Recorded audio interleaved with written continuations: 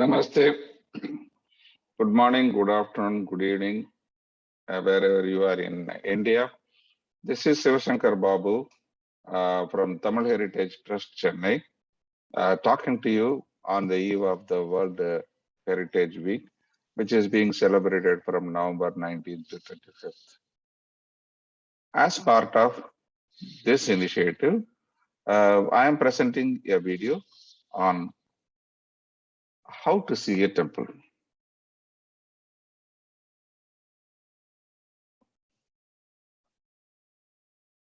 Today, we are going to see a 5 minutes video on how to see a temple. We have been going to temples.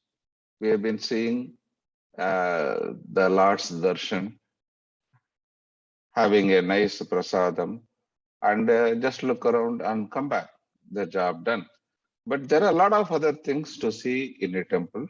And this 5 minutes video highlights how you can look in different locations, different places, and see interesting things about our heritage in a temple. So let us go in.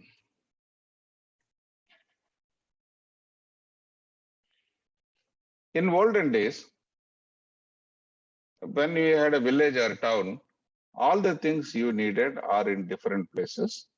Okay, now school is in one place, you take a bus and go. Hospital is in a different location, and then theater, you need to go far away, stand in a queue, and the library is in a different location, and court is in a different location.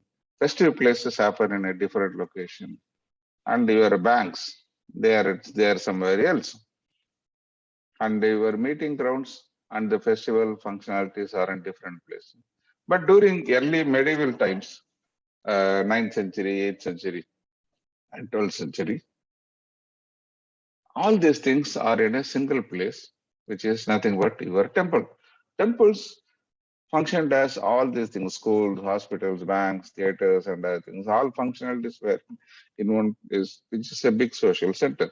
So next time when you go to the temple and see, observe, apart from prayer, what all things a temple does. When you look at a temple, there are three basic building blocks. I am explaining this with one of the biggest temples in South India, Tanjavur Brihadishwara temple, built by Rajaraja. So when I look at temple, it contains three major building blocks. One is the Vimana, where the god resides, and this is typically enclosed shape, circle, rectangle, and apsidal shapes, and it has got a tower. The second building type is the mandabas, where the god comes in for darshan, and also there are a lot of festivals and other things for vimanas and other things are there. So this will be closed for pujas and other things, and the open wall, open mandapa for all the functions. The third model is the gopuras, where they are gateways to the temple, which are tall and large and with a grand gateway in between. And this is linked to the wall around it. When you talk about temples, temples come in different shapes and sizes, but in South India, these are the major types which you can explore. So next time when you go to a temple, see how this temple is shaped. Like a person where you have your shoes and hair dress matters, or your head and feet matters. For a temple, the base plan and the shikara, it matters. So you have square plan, square temple, like in Mahabalipuram, Valayankottai, and you have square plan with a hut type of a top. You have a square plan with a circular top where you can see a circular top.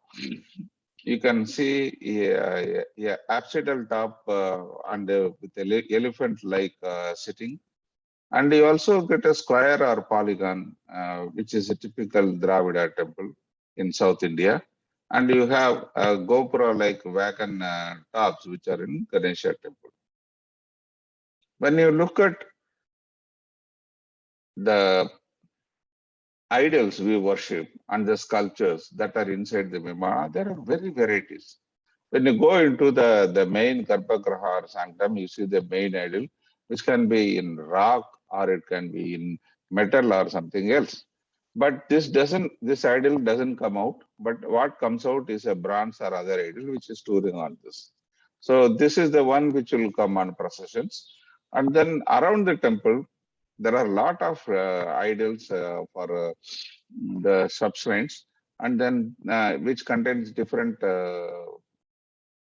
different gods and different things.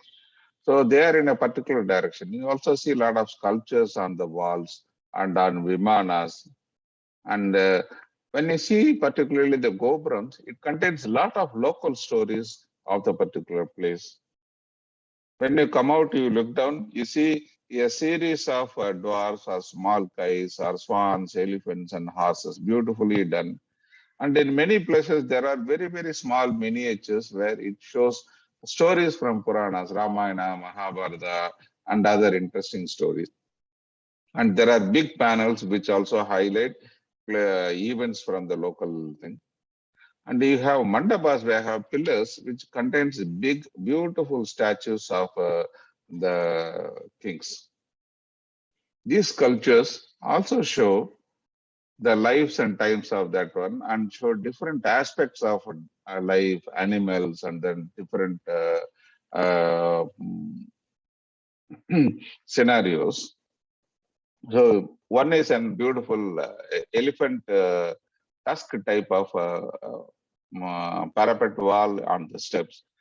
You can see where in the same sculpture he has done an elephant as well as an ox, and then mysterious appearance of a Western person in a 10th century temple, and a lot of stories describing the Shiva Purana in detail with all the functionalities. Very fine workmanship where you can put a small thing inside this, that kind of a minute workshop, and grand Bhutas who are keeping the drain of the Abhisheka water coming out. So these are all different things you can observe in terms of sculptures. Now, when you see in mandavas, they contain a lot of paintings on the side walls and the roofs and other things, different colors, different styles. And then by seeing this, you will be able to see the dynasty of the particular king or what kind of an style it was saying. So Chetana was 6th century, Kailasa on 8th century, beautiful painting inside big temple in Tanjavur. And also later period, Madurai, you have Kerala type of murals on the walls and mandabas. And in Kanji Varadaja Perumal on 16th century, stories of Vishnu. So this depicts the kings as well as the lords in different position, and it's a very interesting aspect. Now what you are doing is currently you write in your laptop or a tablet and it stores. If somebody puts it in water or something, it breaks and doesn't work. Earlier generation used to write in paper and pencil, your father and mother. Grandfathers like me used to write in slate and other things. Again, it breaks after some time. So earlier, 7th, 8th centuries, they used to write in palm leaf, which are eaten by moths and other things, and it has a life of 200 years. And before that, they were using barks, tree barks as a writing material. But what stands for 1,000 years, and still we are able to see the recordings written in 1,000 years, is the inscriptions we have on the stone. So these inscriptions are there in plenty in temples. In Tanjavur, the entire wall is full of inscriptions where 1,000 years ago, how he has built a temple, what is the donation, all these details are available in these inscriptions about Rajaraja, his family, how he done it. Where can we find these inscriptions? They are available in front of the temple as a display where it is found. It is available in the walls. It is available in the pillars. It is available on the base of the Vimana where there is a huge place available. And sometimes it is around the sculptures of the temple. So this depicts the story about the temple, which king built it, what kind of donations, what was the life and times at that time, and then what is the name of the old place, and the name of the god. All these details are available from this inscription. So next time, start exploring this and see if you can read some of this. When you go to a temple, any visit is not complete without a prasada. So they offer to God and then they offer to us also. Um, Different temples have different types of prasadas which are available to us. Typically in South India, we get curd rice and then tamarind rice, sweet pongal and pepper pongal, and dosa and chili powder. These are all common, available as a naivedya and given to the devotees in all temples. But there are some special uh, food offerings. Already, it is called Panjamridam. It is a jam of 5 fruits. And in Namakkal for Anjaneya, you get crispy vada. Kanjipuram is famous for the big, this much size full, like a full idli. And the ultimate of all, the big grand laddu of Tirupati. So in food also there are variety. Next time you say, what is the speciality of the temple? Temple is incomplete without festivals, colors, interactions, music, decorations. So there are a lot of celebrations, and you should participate and see what is the reason and what is the purpose for the celebration, what kind of things are happening. So this is the 174th birthday celebration of King Rajaraja, who built the big temple. This was done 3 days ago. See the beautiful bronze sculpture of Rajaraja, and then they are worshipping. Interestingly, temples also functioned as forts and army stations. And during early period and particularly after 15th, 16th centuries, there were wars happening in some. See the big fortification around big temple. And this was a reason for keeping this as a fortification. And they built strong bastions around it for fighting the French and British people, and then they were having cannon inside the temple with the cannon balls. And in fact, the temple was used as a air raid protection office during the First World War time. So temples have got different perspectives, different things. If you look at this, temples have been represented in coins, and then you can know the history by the kind of temples that are represented in coins. This is first century, second century kind of a BC kind of coins of how temples were looking there.